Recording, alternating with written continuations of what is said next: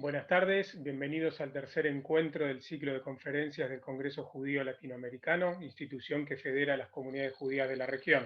Mi nombre es Ariel Seidler, soy director de programas de la institución y esperamos que todos ustedes se encuentren bien en este contexto tan particular. Les agradecemos que nos acompañen.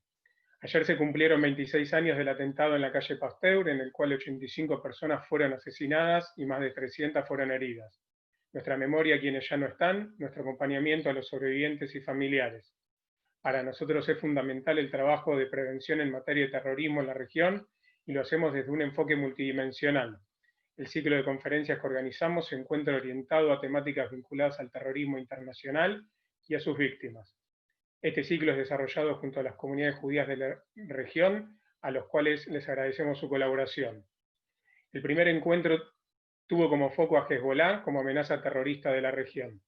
El segundo encuentro fue sobre ciberterrorismo como una nueva amenaza internacional. Hoy nos estamos enfocando en las víctimas del terrorismo, en quienes sobrevivieron y perdieron familiares.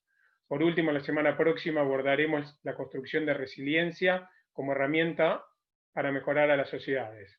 Ya les estaremos enviando más información. Durante toda esta conferencia, todos los que quieran pueden hacer una pregunta a través del botón de preguntas y respuestas en cualquier momento e intentaremos responderlas tras la exposición de los disertantes. Sin más preámbulo, les quiero presentar al moderador de este panel, Sergio Napchan, director ejecutivo de la Comunidad Judía de Brasil. Sergio, el micrófono es tuyo.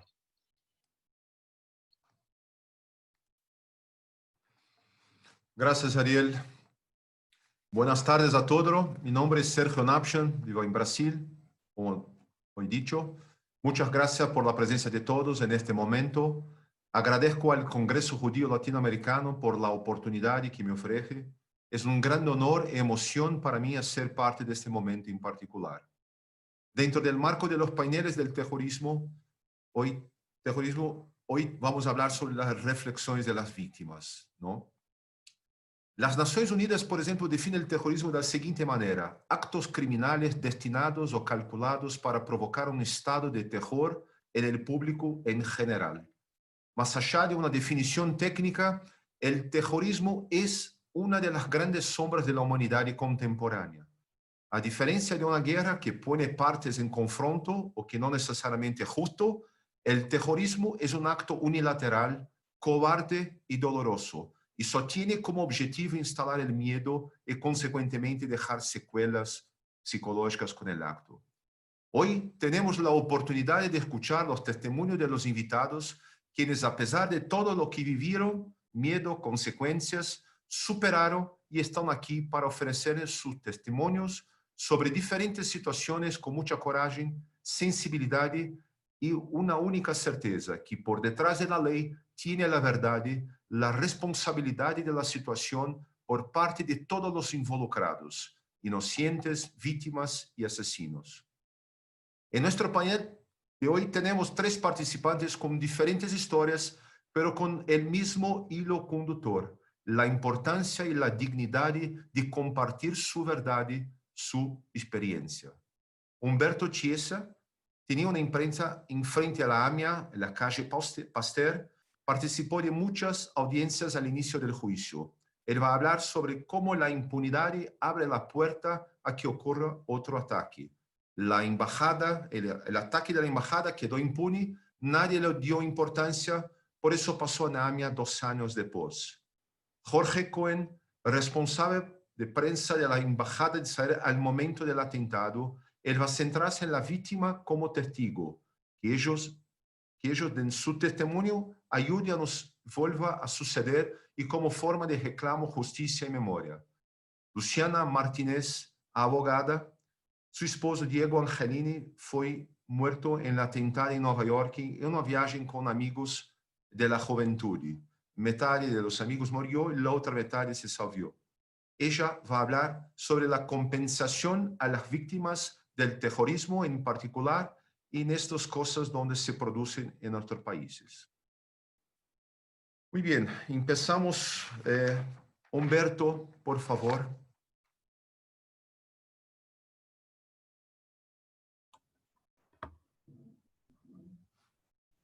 Bueno,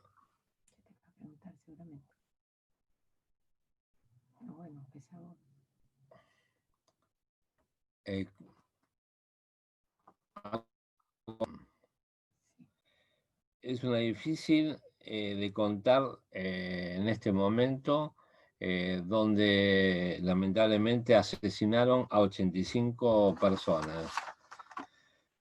Mi negocio estaba en la calle Pastel 630 y AMIA estaba en 633, justo enfrente. Murió mi socio, Guillermo Galarraga, un empleado número 1, Fabio Bermúdez, Raúl Sánchez y yo quedamos con heridas muy graves, y la única persona que se salvó fue Adriana Mena, porque estaba contra la pared y la parte de la onda expansiva no la tocó. Y una persona que estaba pasando enfrente de mi negocio que falleció. Por suerte, un amigo nuestro muy importante, Sebi Bronner, vino a rescatarnos y me sacó del escombro. Lamentablemente a Guillermo ya había fallecido y bueno, también después cooperaron los bomberos y yo fui el primero que pude salir de este tema, en lo cual estuve en coma 40 días y tuve muchas dificultades para recuperarme. Y el hecho creo que fue más complicado que cuando me recuperé, a los 40 días me fueron contando lo que había pasado. Y ese día era un día como cualquier otro. Me había levantado, me había ido a trabajar, estábamos en la imprenta, armando el tema de los negocios y las cosas que había que producir. Y por suerte la otra mitad de empleados estaban en otro local y que bueno, que por suerte no les pasó nada. Y de un momento para otro, cuando me despierto, después de 40 días, me entero de lo que había pasado. Fue hace 26 años. Sigue doliendo porque podría haberse prevenido, porque no fue castigado, porque la justicia y la impunidad impiden que las víctimas, los familiares y los sobrevivientes tengamos algo de paz.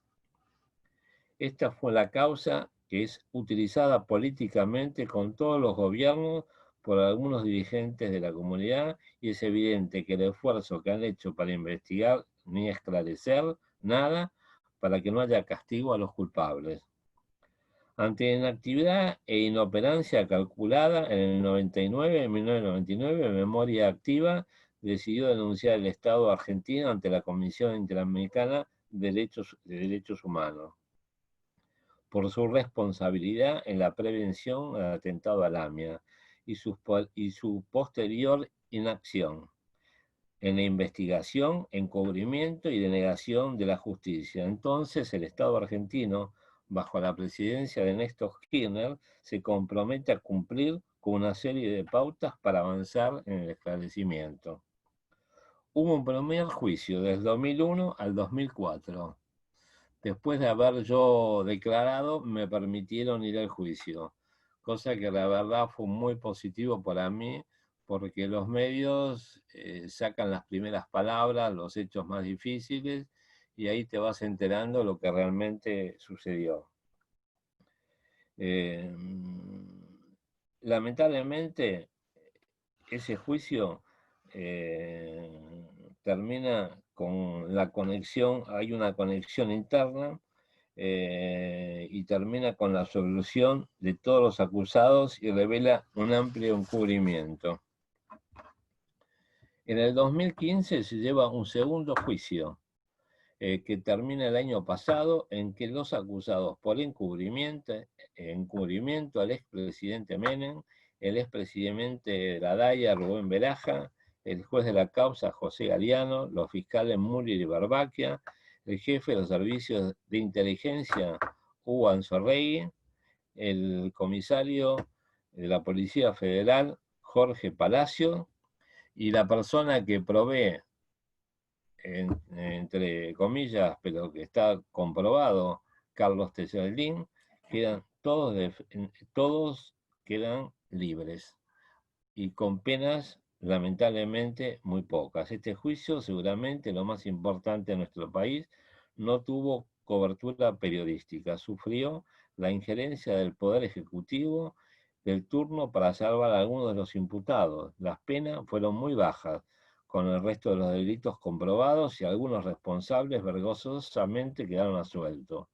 En este momento todos están libres. Los únicos presos somos las víctimas, los familiares y los sobrevivientes. En 1992, el crimen de la bajada, no hubo verdad ni justicia. Por eso pudo producirse el segundo y aberrante atentado en la calle Pasteur por la sede de Lamia. Estos crímenes fueron de lesa humanidad, cuya investigación fue desviada y fue bastardeada por demasiados años. Los familiares siguen sin tener acceso a los legajos de la causa. Así es difícil llegar a la verdad. Y ya han pasado 26 años sin saber ni cómo, ni quiénes, ni por qué, pero aunque sea una utopía, hay que seguir luchando para que no se vuelva a repetir. Esta es una causa nacional. Nos pasó a todos los argentinos. Sucedió en la ciudad de Buenos Aires y todos tenemos el poder luchar contra la impunidad y el encubrimiento. Para los familiares, para los sobrevivientes, el dolor de nuestros muertos, nuestras llagas siguen vigentes todos los días. Seguimos adelante, pero la mochila será mucho más liviana si algún día hay verdad y justicia.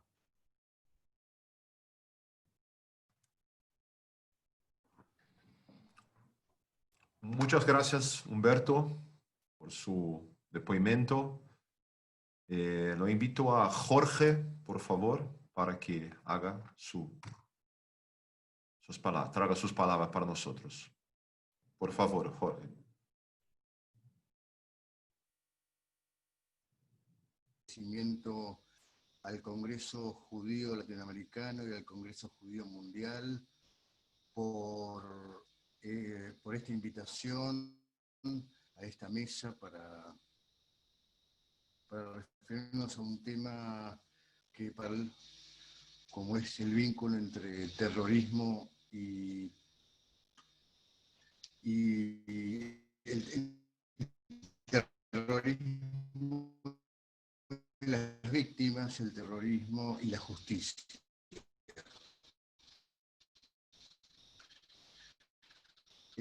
Dudé en decir justicia.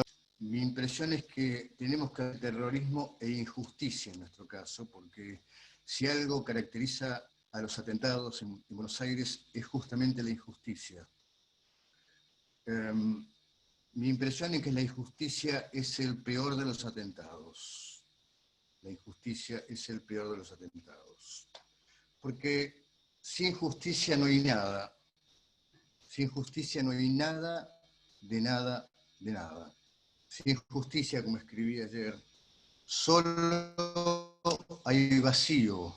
El mismo vacío que quedó en la casa de Luciana, en Rosario, el mismo vacío que quedó en la calle Pasteur después del atentado, el mismo vacío que quedó en Suipacha y Arroyo, que era la sede de la embajada.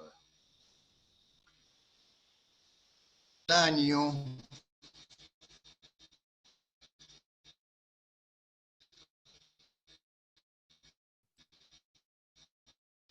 cada día, cada hora de cada día, sufrimos la injusticia.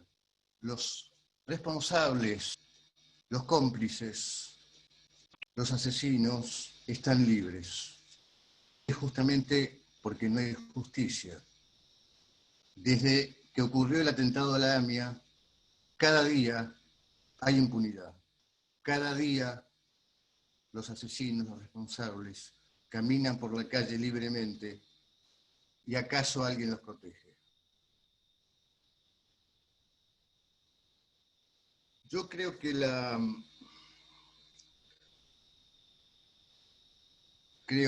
voy a que tengamos una idea de qué estamos hablando. El atentado a la AMIA es el peor atentado en la historia de nuestro país. Otra vez, el peor atentado en la historia de la Argentina. y el peor atentado antisemita luego del Holocausto. Parece que alguien no escucha o no quiere escuchar.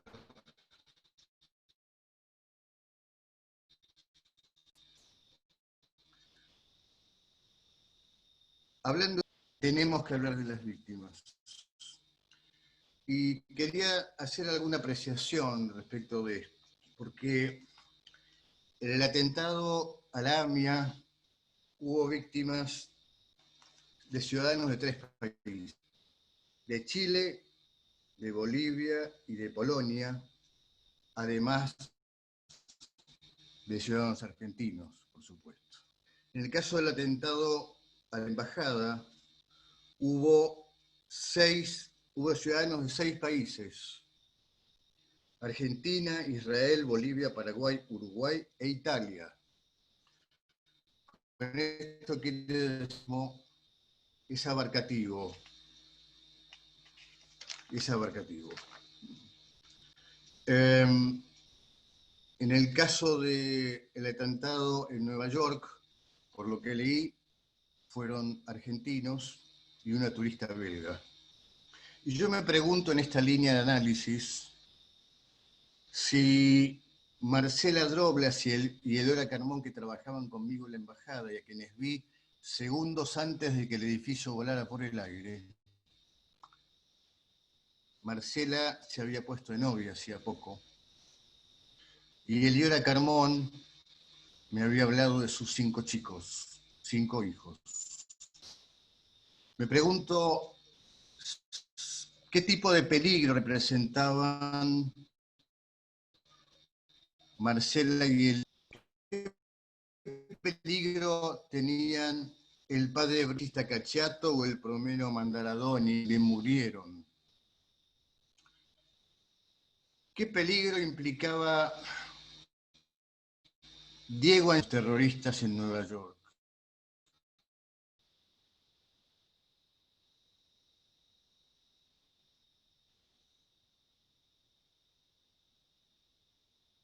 Lamia, esperando un turno para pedir trabajo.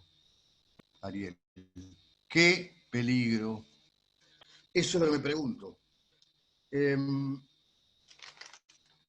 Sin duda que hablar de estos temas, y esto voy a ser autorreferencial,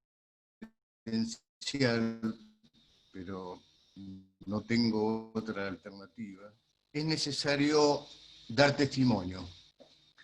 Y es lo que estamos haciendo ahora gracias al espacio que nos brindan. Estoy dando testimonio. Víctima para ser un testigo, como dije varias veces. Y como testigo me levanto, camino y estoy sentado ahora frente a ustedes que tienen la generosidad de escucharme, para volver a hablar de terrorismo. En ese sentido, de la justicia, quiero mencionar a 2 personas. Uno es Carlos Usevich, que murió hace 1 año en monedas, sin saber quién había asesinado a su hija en la embajada. Carlos Usevich tenía 94 años y luchó por la justicia y se murió sin saber quién había asesinado a su hija. Los símbolos también tienen valor. Y León Wasserman hizo lo posible para que en la esquina de Suipache y Arroyo hubiera una plaza como la que hay hoy y no un shopping. Y él logró que no hubiera un shopping. Quiero mencionarlos porque esto también es una forma de justicia y uno tiene que hacerlo para justamente preservar la memoria, porque la memoria es lo que nos ayuda a seguir adelante y alimentar el deseo de justicia. Todo lo que hacemos es justicia. Este seminario, esta convocatoria, estas charlas, implícitamente buscan justicia. Después voy a hablar, quiero también contar algo que en lo personal fue bastante difícil poder llegar a hablar como estoy hablando. No me fue nada fácil. Reunión, pero quise hacerlo. Pude transformarme de víctima en testigo por una decisión propia, porque un amigo también me ayudó, Manuel, y quiero mencionar que pude hacerlo una vez que edité un libro que para mí fue volver a la vida de alguna manera, y homenajearle a Marcela Doblas, a quien mencioné antes y trabajaba conmigo. Porque Marcela, en su hora de almuerzo en la embajada, corrigió unos textos de ficción que yo estaba escribiendo y les hacía correcciones y la falta de ortografía, que era un montón. Bueno, el hecho es que esos textos volaron por el aire junto con nosotros en la embajada. Marcela quedó bajo los escombros, pero esos textos yo los pude recuperar semanas o meses después, que ya me había olvidado de esos textos. Y dije, esto lo voy a guardar y nunca más lo voy a abrir. Estaban así calcinados.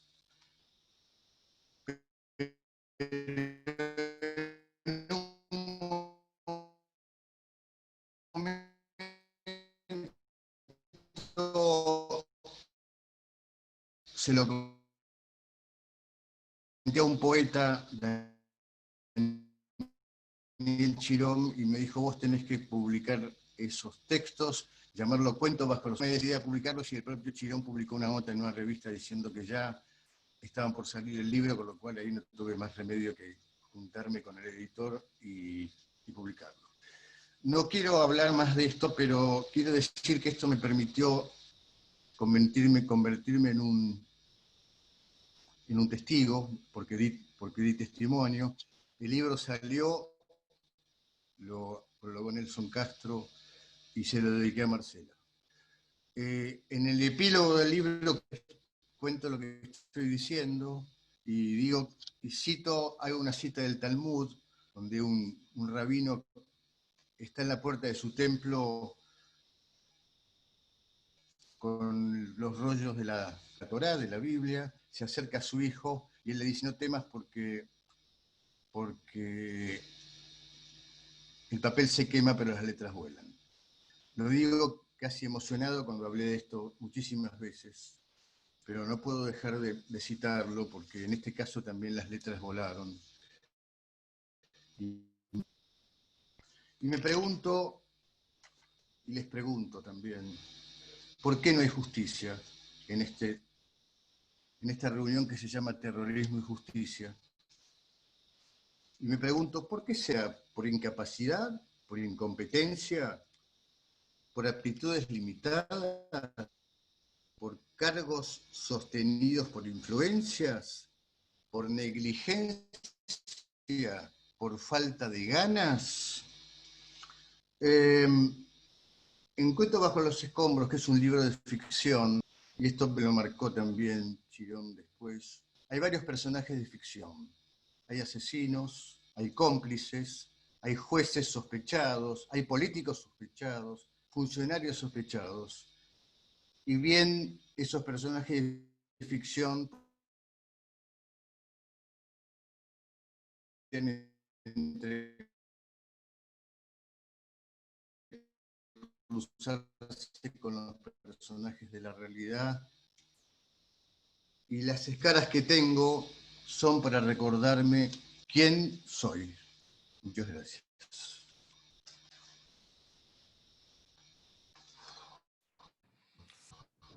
Muchas gracias, Jorge, por su depoimento. Ahora pasamos a Luciana Martínez. Por favor, Luciana. Bueno, buenas tardes. Primero que todo, agradecer a las autoridades del Congreso Judío Latinoamericano por invitarnos y darnos este espacio para que nuestra voz sea escuchada. También, bueno, agradecer a todos los asistentes, que obviamente un día domingo y en este horario, acá en Argentina tenemos un día de sol hermoso y debe ser también, deben haber postergado otros compromisos y otras actividades para poder estar escuchando estas reflexiones. Y después, bueno, obviamente agradecer a Humberto y a Jorge por la valentía de estar testimoniando después de lo que ustedes han pasado. En mi caso, el enfoque que a mí me gustaría compartir con ustedes es relativo a las carencias que enfrenta una víctima, sea sobreviviente o sea familiar, de un atentado terrorista, luego de que el atentado ocurre.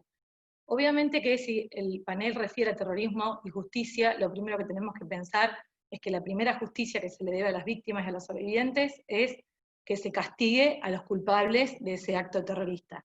Eso en el caso obviamente de Embajada y de AMIA no ocurrió, y es otro dolor que se agrega al que ya tuvieron que pasar.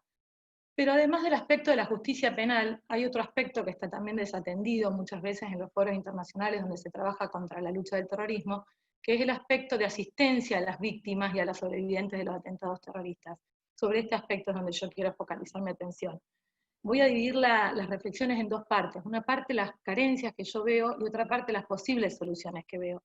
Pero antes de referir específicamente a esos dos temas, quisiera compartir con ustedes, o recordar más que todo, a una persona, que es la señora Rosa Parks, que era una persona común, una costurera que vivía en Montgomery, Alabama, en Estados Unidos, y que en el año 55, el 1 de diciembre de 1955, ella estaba viajando en el transporte público, y un simple acto cotidiano como fue el problema de un asiento en un autobús, en este contexto que les digo, originó o dio el puntapié para la lucha por los derechos civiles del pueblo afroamericano. ¿Por qué hago referencia a Rosa Parks y cómo la vinculo con el tema del terrorismo? Porque acá lo que yo veo que está faltando es voces que se alcen contra el terrorismo, y que digan, o sea, voces de víctimas sobre todo. Nosotros las víctimas estamos dispersadas por el mundo y a veces es difícil concentrarlas y que esa voz pueda producir un cambio en la sociedad. En el caso este que mencionaba de Rosa Parks en esa época regían leyes de segregación racial, entonces los negros debían viajar separados de los blancos en los colectivos, y si estaban ocupados todos los asientos de los afroamericanos y subía un blanco, los afroamericanos debían pararse y ceder el asiento a los blancos. Ocurre esa situación, ella estaba sentada, le piden que le ceda el asiento a un blanco y ella se niega, termina detenida. Luego de la detención, ¿qué hace? Va y toca la puerta del pastor que vivía cerca de su casa. Ese pastor era Martin Luther King, y Martin Luther King empezó todo el movimiento de abolición de las normas de segregación racial en Estados Unidos. Y entonces creo que lo fundamental, y ahora sí me refiero entonces a las carencias. ¿Cuáles son las carencias que yo veo en el panorama de las víctimas del terrorismo internacional? Básicamente son tres. La primera es la falta de presencia de las voces de las víctimas en los foros donde se toman decisiones sobre la lucha contra el terrorismo. Sobre esto puedo tomar como ejemplo, hace unas semanas, hace muy poco, del 6 al 10 de julio, se realizó la Semana Virtual sobre la lucha contra el terrorismo, organizada por las Naciones Unidas, por el Centro de Lucha contra el Terrorismo. Yo me tomé el trabajo de ver en internet las autoridades que participaron en ese evento, también leí los discursos de las autoridades, por ejemplo el discurso de la señora Alison Trepel, que es la secretaria ejecutiva del Comité Interamericano contra el Terrorismo, y los 4 enfoques o medidas principales que esta autoridad en la lucha contra el terrorismo propone son medidas de bioseguridad, estrategias de ciberseguridad, medidas que aseguren seguridad en los espacios llenos de gente, y el hecho de compartir información operativa en tiempo real entre las autoridades antiterrorismo. Son todas medidas súper importantes y necesarias para la prevención del terrorismo, pero no hay ahí ninguna contemplación de cuáles son las medidas de ayuda o de asistencia a las víctimas del terrorismo. Creo que eso es una tarea pendiente que la comunidad internacional debe dar a las víctimas, porque el problema de las víctimas no es un problema nacional, es un problema internacional. El terrorismo es internacional y el problema es internacional, el de las víctimas, y también debería recibir soluciones internacionales. O sea que la primera carencia que veo es esa, la falta de presencia de nuestras voces. La segunda, por eso este espacio es especialmente agradecido, porque creo que deberíamos las víctimas ser escuchados también en los espacios de tomas de decisión. La segunda carencia que veo es una falta de marco legal adecuado que asista a las víctimas luego de que se genera el atentado. ¿Cuáles son los derechos que asisten a las víctimas? tomando el documento de antecedentes sobre solidaridad con las víctimas del terrorismo internacional, que es un documento que elabora la Organización para la Seguridad y la Cooperación en Europa, en el año 2005, ya este documento dice que básicamente las víctimas tenemos 3 derechos. Obviamente que siempre, además, está el derecho a la justicia, a conseguir el castigo, la condena y el castigo de los responsables de los atentados. Pero además las víctimas tenemos el derecho a una asistencia de emergencia y a largo plazo, tanto en el aspecto médico, ya que el principal problema que presentamos es poder reponernos de un golpe como es el golpe de un atentado terrorista. Sobre esto hago una breve reflexión. En este camino que yo empecé luego del atentado terrorista que quitó la vida de Diego, que es el papá de mis 4 hijos. En ese momento mis hijos tenían 6 años, el más chiquito, 8, 10 y 12. Yo soy una persona que siempre leí mucho, me interesa leer, investigar, entonces empecé a leer mucho de terrorismo y empecé a estudiar también qué asociaciones de víctimas trabajaban para defender a las víctimas del terrorismo, porque lo primero que pensé es, bueno, ¿cómo se puede ayudar a otros que les pase lo mismo que me está pasando a mí? O sea, esa fue mi primera reacción. Y entonces, bueno, descubrí, por ejemplo, que en España, que tuvieron muchísimos atentados terroristas, sobre todo derivados de ETA, en un principio, ¿no? La principal asociación de víctimas la fundó la viuda de una persona fallecida en un atentado de ETA. Después también descubrí que en Francia la principal asociación de víctimas del terrorismo la fundó Guillaume, que es el hijo de una persona que falleció en un atentado con un avión donde el avión explotó y murieron todas las personas, entre ellos el padre de esta persona que fundó la asociación de víctimas. En función de un viaje que tenía que hacer a Europa, me reuní con el presidente de la Asociación de Víctimas Francesas y vi todo el trabajo, y pude escuchar de él todo el trabajo que ellos estaban haciendo para asistencia de las víctimas. Y principalmente la asistencia debe ser programas de asistencia psicológica para que las personas puedan reponerse. Hay personas que presentan síntomas de estrés muy fuertes y durante muchísimos años, personas que no se pueden reponer, y eso es un trabajo que tenemos pendiente. También la asistencia financiera, porque las personas, tanto los sobrevivientes como los familiares de las víctimas, quedan muchas veces en una situación de desamparo económico, muchas veces la persona que fallece era el sostén de la familia, y eso también hay que atenderlo, la asistencia financiera. Y a su vez, otro de los derechos que tienen las víctimas es recibir un asesoramiento especializado para víctimas.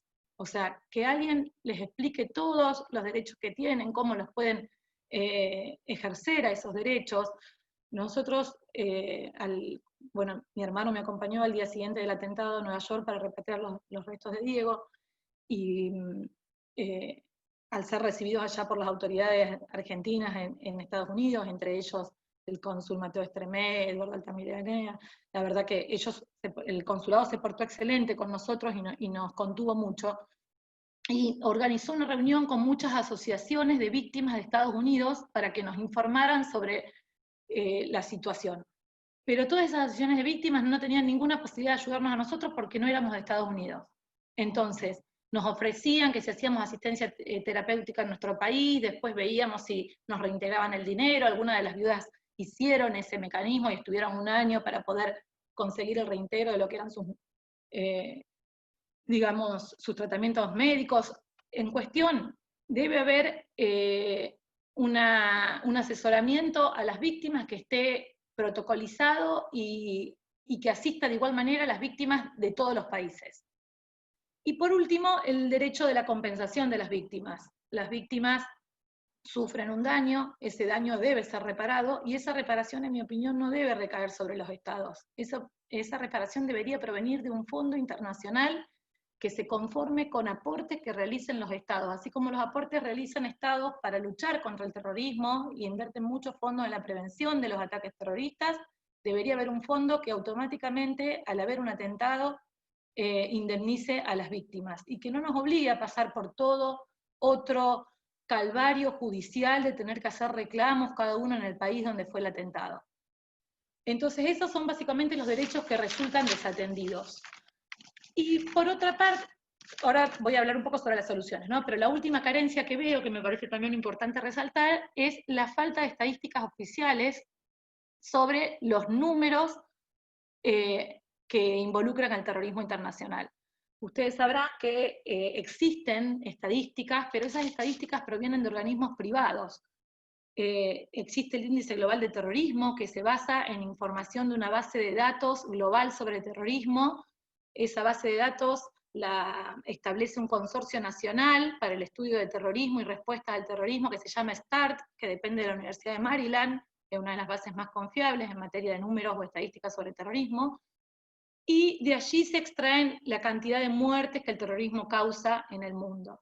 Pero esa información no es una información oficial. O sea, ¿a qué me refiero con que no es oficial? No existe la obligación de los estados de informar a un determinado organismo la existencia de ciudadanos muertos en su territorio o en territorios extranjeros por atentados terroristas.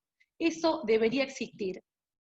Y acá paso ya a las soluciones. Primer solución para la falta de estadísticas oficiales. Debería haber una convención en la cual los países se comprometan y tengan la obligación de informar la cantidad de víctimas del terrorismo de ciudadanos de su país que ocurre. ¿Y esto por qué? Porque siempre recuerdo a una profesora mía de Derechos Humanos de la facultad que me decía, cuando querés esconder un problema, lo primero que haces es no otorgar cifras oficiales sobre ese problema. Ejemplo, cuando en Argentina todavía no teníamos cifras oficiales de los feminicidios que había en el país de la violencia contra la mujer. Las mujeres lo que lucharon fue para conseguir que haya cifras oficiales y la Cámara de Casación Penal de la Nación empezó a llevar cifras oficiales sobre eso. Entonces, tenemos que tener cifras oficiales sobre el terrorismo. Como datos no oficiales provenientes de este consorcio START, y para que veamos la gravedad del problema del terrorismo, les puedo decir que, basándonos en los últimos 3 años solamente, 2017 fue el atentado terrorista de Nueva York, y no solo murieron los 5 rosarinos, entre los cuales estaba Diego, sino que también murieron 2 estadounidenses y una ciudadana belga. Ese año 2017 murieron en el mundo 18.814 personas producto de atentados terroristas. De esas 18.814, 4.350 corresponden a atentados llevados a cabo por ISIS.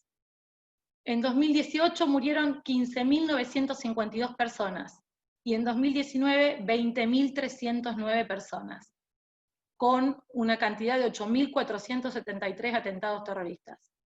El pico de muertes estuvo en el 2014, donde murieron 33.559 por año. Entonces, lo que yo advierto, y que empecé a advertir después de que me empecé a involucrar con este problema a raíz de la muerte de Diego, es que necesitamos estadísticas oficiales, porque si no estamos ante un iceberg. Vemos la punta del problema, pero no vemos todo el problema. Y necesitamos ver todo el problema con cifras oficiales. Por lo tanto, la solución es una convención que obliga a los países a informar todos los años la cantidad de ciudadanos que mueren en atentados terroristas. Los últimos números para pasar después a las soluciones de los otros 2 problemas. En el 2018, los ataques terroristas tuvieron incidencia en 35 países, y en el 2019 los ataques terroristas tuvieron incidencia en 31 países. En los últimos años, los ataques por terrorismo islámico afectaron a 57 países. Y hay números también que establecen cuánto es el porcentaje de aumento de los crímenes o de los atentados terroristas según el grupo que los lleve a cabo. Y podemos decir que entre 2014 y 2018, los ataques de extrema derecha tuvieron un incremento de un 320% en lo que es Europa del Este, Estados Unidos y Oceanía. Esos son algunos números que a mí me interesaba compartir con ustedes para que concienticemos sobre la gravedad del problema. Los otros 2 carencias que yo mencionaba que veía eran la falta de presencia de voces de las víctimas en los foros internacionales. Creo que eso se debería subsanar, escuchando y dándole un espacio a las víctimas para que se expresen en los lugares de toma de decisiones de la lucha contra el terrorismo. Y por otra parte, la falta del marco legal adecuado para asistir a las víctimas también debería solucionarse con una convención internacional. No son los estados los que deben asistir a las víctimas, en mi opinión, es la comunidad internacional la que debe asistir a las víctimas ante un problema internacional como es el terrorismo. Y termino estas reflexiones con 2 frases que me parece importante también compartir con ustedes. La primera es una frase de Rosa Parks, justamente, que la empecé citando al principio. Rosa Parks decía, nunca debes tener miedo de hacer lo correcto. El terrorismo quiere causar miedo, pero nosotros, las víctimas, los sobrevivientes, los familiares, debemos dejar de lado ese miedo y avanzar en que las voces se escuchen y en la defensa de los derechos de las víctimas. En eso creo que tanto el pueblo judío como el pueblo afroamericano son, digamos, un gran ejemplo para nosotros, porque no se dejaron, digamos, vencer ni paralizar por el miedo y vienen con reclamos de justicia, de igualdad y de libertad, a pesar de todas las violaciones a los derechos humanos que han sufrido. Y la última frase, y con esto termino las reflexiones, es una frase que me parece muy oportuna de Nelson Mandela. Nelson Mandela decía en su autobiografía, dijo: nadie nace odiando a otra persona por el color de su piel o su religión. Las personas aprenden a odiar, y se pueden aprender a odiar, pueden también ser educadas para amar. Y el amor llega más naturalmente al corazón del ser humano que su opuesto. Así que, como fue una frase que también siempre usamos en lo que fue los encuentros luego del atentado, propongo que el amor venza al odio y que todos podamos decir basta al terrorismo y que podamos tener un mundo sin atentados terroristas. Gracias. Ok, Luciana, muchas gracias por tu depoimento. Tengo una pregunta ahora para Humberto. En su depoimento, Humberto, hiciste un poco, hablaste de la búsqueda de la paz. ¿Qué esperas vos hoy en día, después de tantos años? ¿Qué busca para além de la justicia? ¿Tiene que ver con paz? Bueno, yo creo que la verdad que lo que comentó Luciana, la verdad me movilizó mucho. Digamos, creo que cuando ella habló de los hechos históricos, de lo que está pasando en el mundo, nos damos cuenta que no nos está pasando acá. Pero como la responsabilidad que dice ella que no hay de los estados y que lamentablemente las familiares, los sobrevivientes quedan flotando en el aire, como dijo también Jorge, que tardó mucho tiempo en poder encauzarse. Creo que la paz me ayudó cuando me di cuenta que soy no una víctima, un sobreviviente, y tengo que luchar por la justicia para que eso pueda rendir, que al descubrir esta situación podamos tener paz todos los familiares, todos los sobrevivientes. Entonces creo que es muy importante eso. Y otra cosa que quiero mencionar es a Susevich, que realmente también fue una persona que, hablando con él cuando nos veíamos, me daba también mucha fuerza, porque fue una persona de la embajada que luchó mucho, mucho por la justicia. Ok, gracias, muchas gracias. Jorge, una pregunta para ti. ¿Qué busca después de tantos años? ¿Qué está buscando? Si puede compartir con nosotros.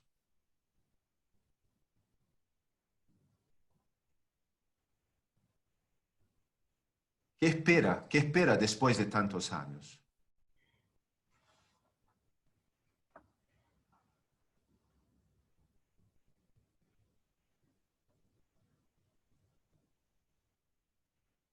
En principio hay una espera de justicia, que es lo que año y materializando aquí en en un momento haya más impunidad para los asesinos, eso es lo que creo. Y también, en algún sentido, esta charla, este intercambio, también marca la idea bien Está cortando.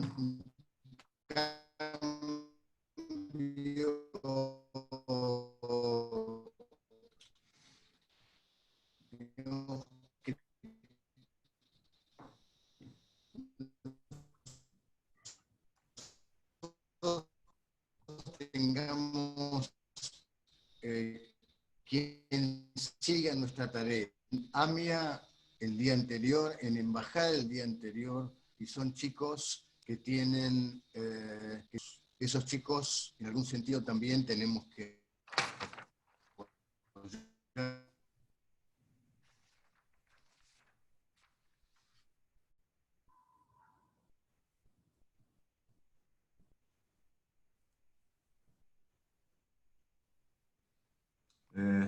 Jorge, perdón, tenemos problemas, está cortando tu fala, perdón.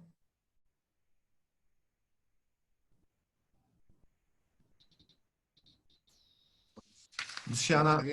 Se había cortado, sí. No sé hasta Sí, dónde se cortó. escuchó de mi respuesta.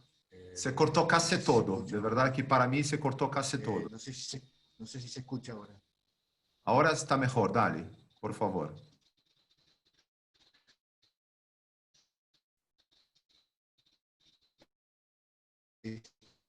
Estaba diciendo que nosotros en este pedido de justicia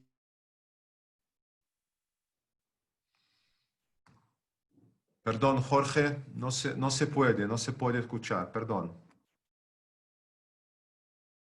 Perdón, pasamos después. Voy a hacer una pregunta para Luciana. Luciana, muy rica tu explicación, con detalles. ¿Ahora me escuchan? No se escucha muy bien, Jorge, perdón. Se está cortando mucho, por lo menos para mí. Acá se corta mucho. Y me imagino para todos. Todo bien. Perdón. Después tentamos nuevamente. Ok, adelante. Luciana, una pregunta para ti. Vos sois abogada, ¿no? Hay un concepto muy importante dentro del derecho que tiene que ver con la justicia restauradora, que me imagino que vos tenés claro lo que es. Quizá lo puedes compartir con nosotros el concepto de restauradora, que es algo que en muchos casos se ha discutido la importancia de hacerlo algo en esta dirección con el tema del terrorismo. ¿Qué te parece eso?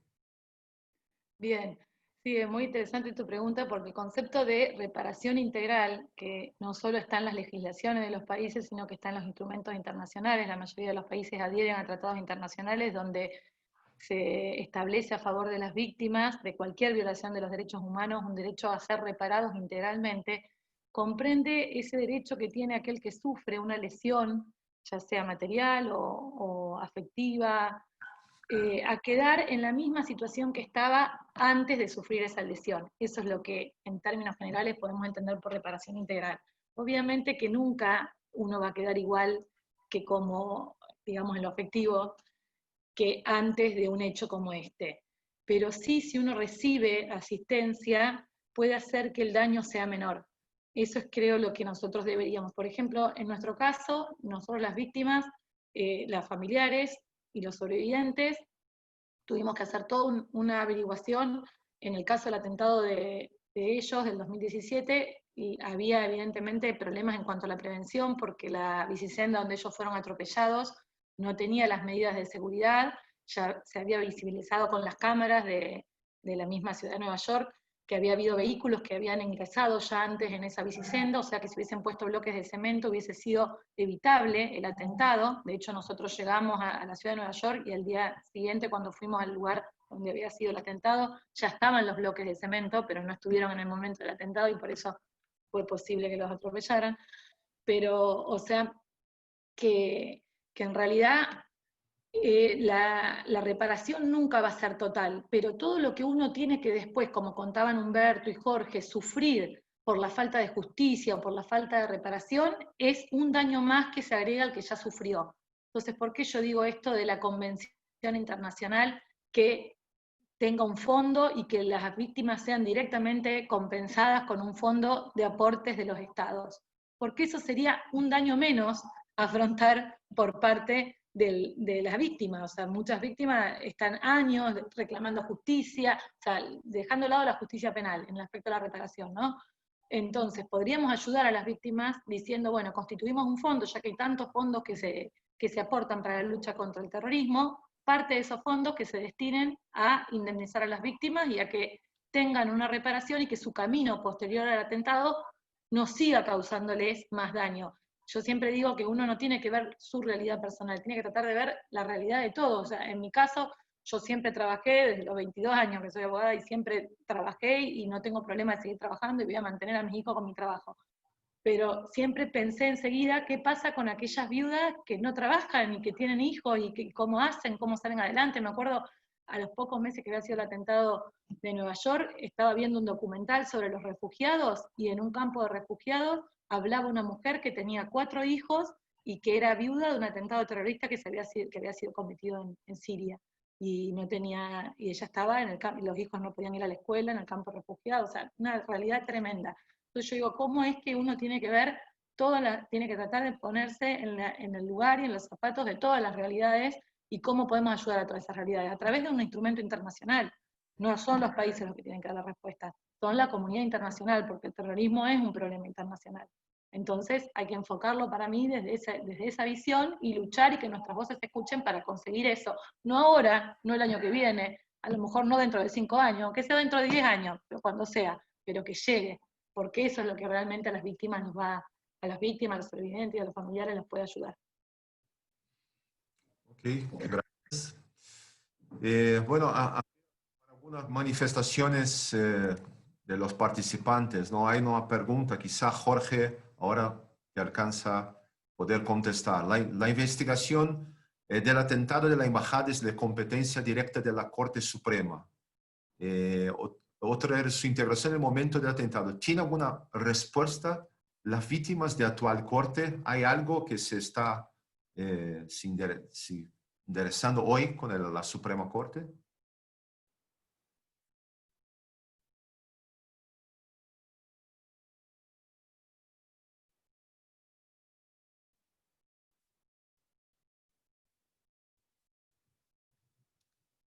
Jorge, ¿me escucha?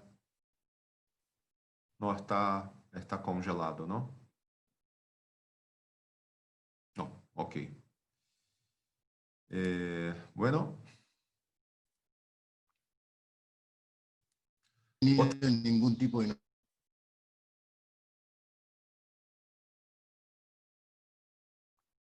Qué pena, qué lástima. No alcanza. Infelizmente no es posible. ¿Qué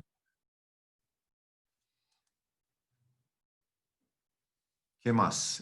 ¿Alguna otra manifestación? También hay una manifestación de reconocimiento a Jorge, siendo el único que estuvo ahí víctima del atentado personal, sus efectos, que pasó. Y hay una manifestación de la importancia de las estadísticas, cómo se logra que actúen con firmeza el terrorismo en países locales. Son manifestaciones en general. Me parece que las cosas están muy bien planteadas.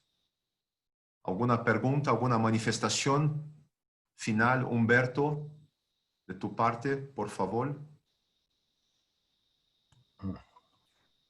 Como un comentario que fue muy importante interiormente, es como cuando lamentablemente pasó este suceso, a los 5 años de haber pasado esto, nació mi nieta. Y bueno, ella siempre tuvo la voz de cómo reclamaba yo justicia, la situación, viste, es mi forma de pensar.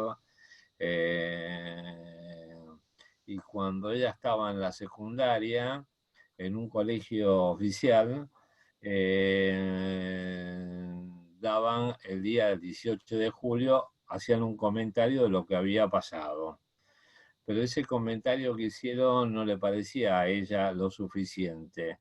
Le parecía que no estaba, que lo que había pasado era muy importante, y habló con la directora y le pidió si no podía ir al colegio una persona, de acuerdo a cómo piensa su abuelo, el Seide, memoria activa.